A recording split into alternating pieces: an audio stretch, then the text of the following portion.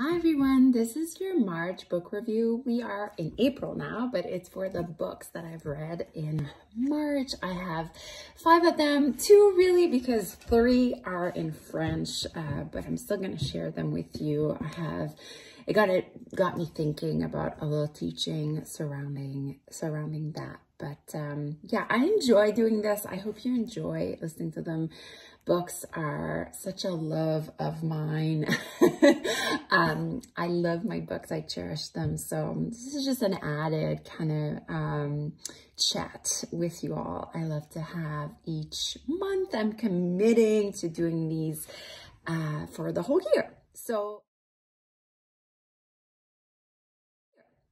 the first book I read in March was My Inner Sky. If you're not following Mary Andrew already on Instagram, she has over 1 million followers. And her illustrations are simple and yet eloquent, meaningful. There's something very real about her doodling and her reflections.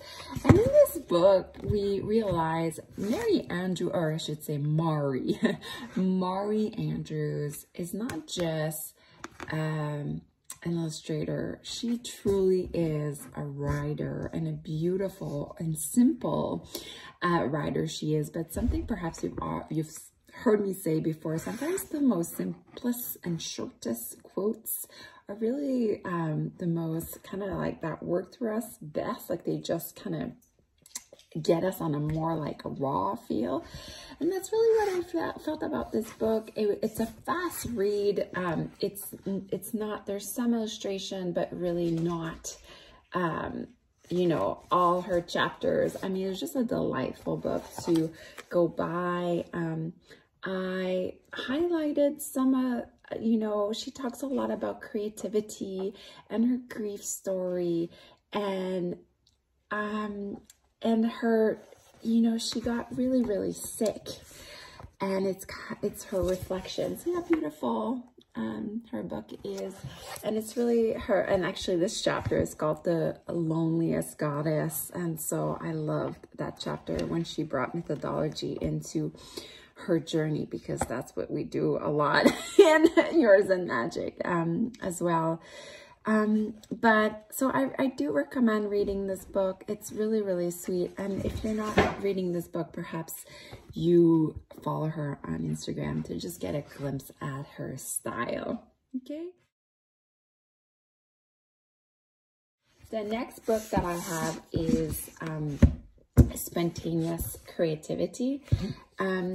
And this is almost like a meditation in itself. I had started reading it last year, and I started back from the beginning, and I just opened to, there's lots of highlighted. It just talks about just welcoming in darkness, and, you know, just how creativity starts in the dark, and that, you know, having an inner refuge is really essential to, you know, thriving in this life. And every chapter has meditations. For example, this one, I just opened it. Every chapter has really practical things, you know, that you could sit down and work with. This one, for example, is offering your pain identity a spacious, luminous, and warm hug.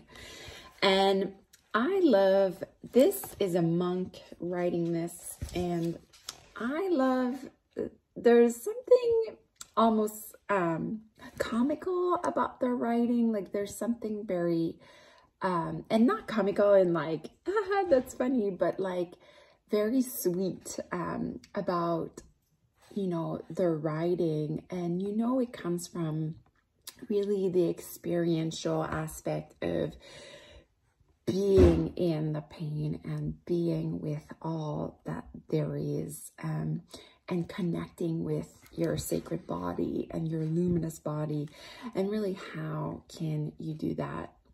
There's also a beautiful part at the end of all about sacred art and how to connect with the source within, that I really, really appreciated. This book really felt like a highest kind of creativity like training. Once you know kind of the basic of creativity, like this felt like a step up.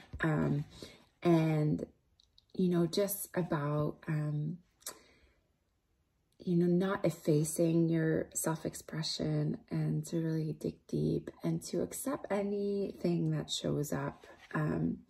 I'll just read something. I mean, every page has really golden nuggets, but this one is, when we are open, we have more access to our sacred being. And I mean, the whole book has been highlighted for me. It's really, really, really beautiful. So I really recommend this one as well.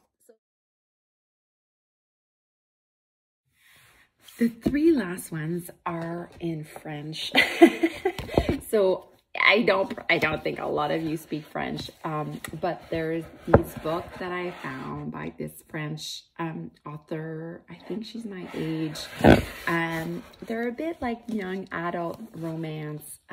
They're just beautiful, and I shared them here, and I'll obviously share them in the notes. And you know, I'm not going to go about with each one, but I ferociously read them because it brought me back home. It brought me back to my culture, and it brought me back. I mean, it made me laugh, it made me cry.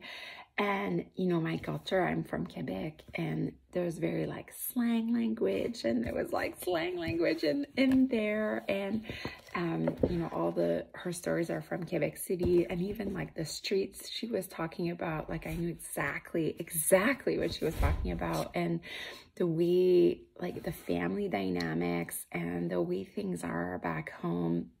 And which, you know, the stories were like really light, and but it felt deeper than that for me. And I guess the learning that I hadn't read in French, you know, in a long time, but I guess the learning that I have, if you have stories from, you have authors, like local authors of where you were born, where you grew up, and we have an array of all of you, you know, I really recommend checking those books out, whether they're fiction or whatever else, memoirs.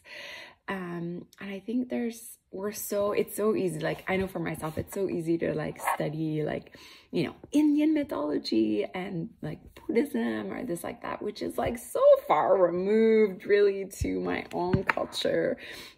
So it felt really, almost so close. I was like almost, you know, weird. And she, yeah, it felt almost weird because it was so close to home.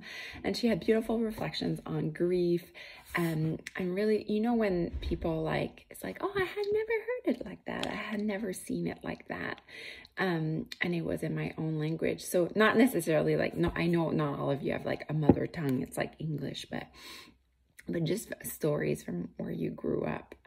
It really, I feel it's something important and fun to explore your own culture. So that's all I have. I'm already looking forward. I got tons of recommendations from you all. And I can't wait to see what April brings. Okay.